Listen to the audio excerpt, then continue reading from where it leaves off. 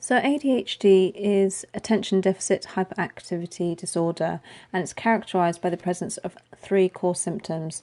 1, hyperactivity, 2, inattention, and 3, impulsivity that is developmentally inappropriate. If I just go through some of the core symptoms, so going back to hyperactivity, so the patient is constantly moving. They are generally running about or climbing excessively in situations when it's not appropriate. They can talk excessively, fidget or squirm in their seat, and in classrooms they tend to leave their seats, or in other situations they can just get up and leave. Around impulsivity, they may have difficulty waiting their turn. They can interrupt conversation. They can blurt out answers before questions have even been completed, and they tend to do or say things without regard for the consequences. With regards to inattention, they're easily distracted, they have a short attention span, they don't seem to listen when spoken to directly, and they don't follow through on instructions, and they fail to give close attention to detail and make careless mistakes. Now, the prevalence rates for ADHD vary between countries and depending on what you read, really, but the rate is usually put between 3 to 9% in the UK, and that roughly translates to between 1 and 3 children in an average classroom. Around 2/3 of adolescents will continue to meet the diagnosis into adulthood. Now, in terms of gender, ADHD is diagnosed at a ratio of roughly 4 boys to 1 girl, and it does fit into the category of a neurodevelopmental disorder. Now, ADHD is seldom a pure diagnosis. In most cases, it's accompanied by other comorbidities. Now, the overlap represents similarities between ADHD symptoms and the comorbid symptoms, and they can really add to the complexity of diagnosis and ongoing management. So there's no exclusive risk factor that contributes to ADHD, but instead the risk of getting it is likely to be due to complex interactions between biological, physical risk and family and or environmental factors. The pathophysiology is unclear, but there is growing evidence that it is a neurobiological problem, and it's thought to be the deficiency of both dopamine and noradrenaline that leads to the classical difficulty patients with ADHD display. So, considering that complex picture, diagnosing ADHD is challenging, particularly as there's no formal blood test or scan. So arriving at a diagnosis typically takes up to a year, but can take longer in more complex cases. The reason for this is because a comprehensive assessment needs to take place. The Diagnostic and Statistical Manual of Mental Disorders criteria and the International Classification of Disease can be used in the diagnosis of ADHD.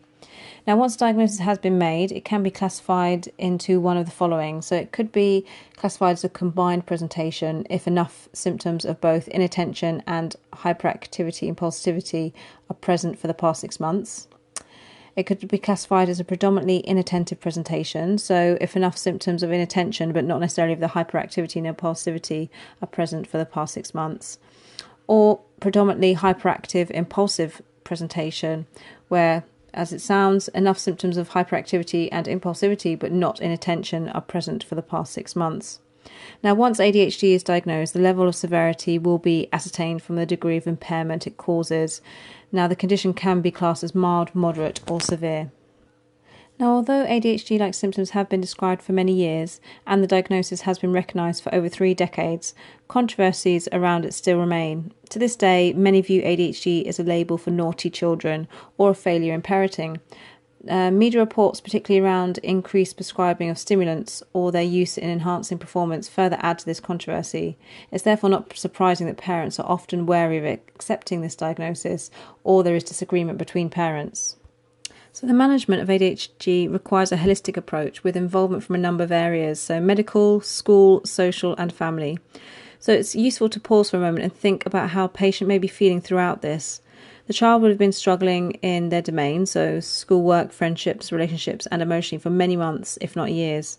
Typically the child would have gone through months or years of being told off, more than his peers. Children with ADHD may develop some sense that they are different, not as good as their peers, and view themselves as naughty. They will note that they do not tend to get invited to things like birthday parties, a friend's house or sleepovers. Add to their experience regular clinic reviews where they'll have to listen to their parents and school reports describing negative behaviours and difficulties. It's unsurprising that this whole experience can lead to the patient feeling low, lacking in self-esteem, disengaged, resentful, or even angry. It's therefore vital that the clinician engages with the patient at an age appropriate level and tries to understand their views at every opportunity. It can be useful to ask the patient to reflect on their difficulties before and after treatment. This gives the patient, as well as the clinician, an understanding of the efficacy of the treatment approach and secures future engagement.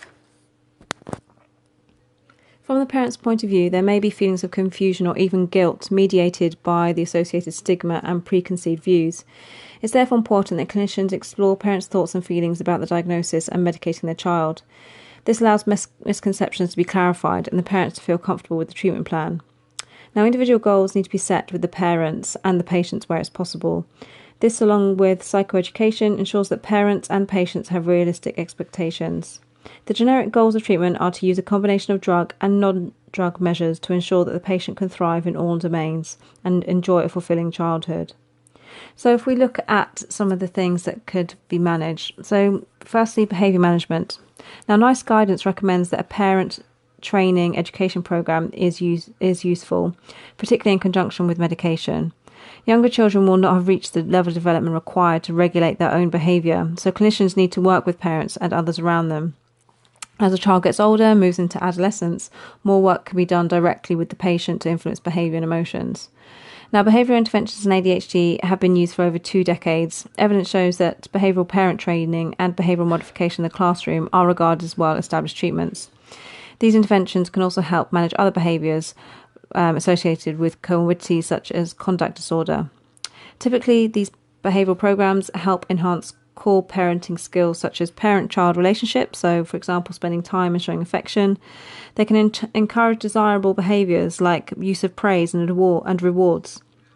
They can teach new skills and behaviours, for example setting a good example, and you can also manage undesirable behaviour by setting ground rules, ignoring certain behaviour, by dealing out punishments or timeouts. Now, sleep could also be managed if that's an issue. So the amount of sleep needed reduces as a child gets older. In addition to tiredness, chronic lack of sleep can lead to lack of concentration, mood swings and irritability. Some of these symptoms may be misconstrued as ADHD or deterioration of ADHD. So it's therefore vital that a patient with ADHD and their parents are supported to optimise sleep. So typically a patient with ADHD struggles with sleep initiation, so that's getting to sleep, but they're often fine to sleep once they've actually got to sleep. The reason of this could be that their hyperactivity makes them unsettled. They will therefore struggle to sit or lay long enough to actually get to sleep. There are a number of strategies that can help optimise sleeping. So encouraging activities outside, exposure to fresh air, that can make the patient expend excess energy and get tired. You could use relaxation techniques like focusing on breathing, music, dim lighting. Bedtime routine is very important because it's the subtle cues that actually settle the brain to get ready for sleep. Sitting with a child before they go to bed so they can get to discuss their day, get rid of any anxieties or likelihood of nightmares. Making sure the bedroom is comfortable, quiet and sufficiently dark. Don't have a TV in the room and avoid all electronic devices an hour before bedtime to reduce that stimulant effect. And keep the weekday and weekend routine similar so they don't have this fluctuation in routine. Now at school, if we think about how long patients spend in school, it is a considerable amount of time.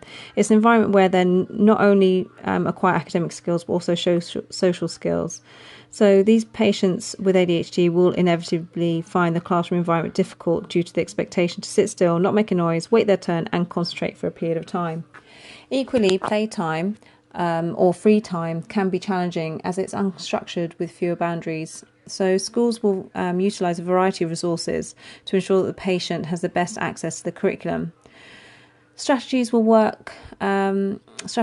include work that is differentiated to the patient's level, help from a teaching assistant in a mainstream classroom, small group work, one-to-one interventions and a condensed timetable.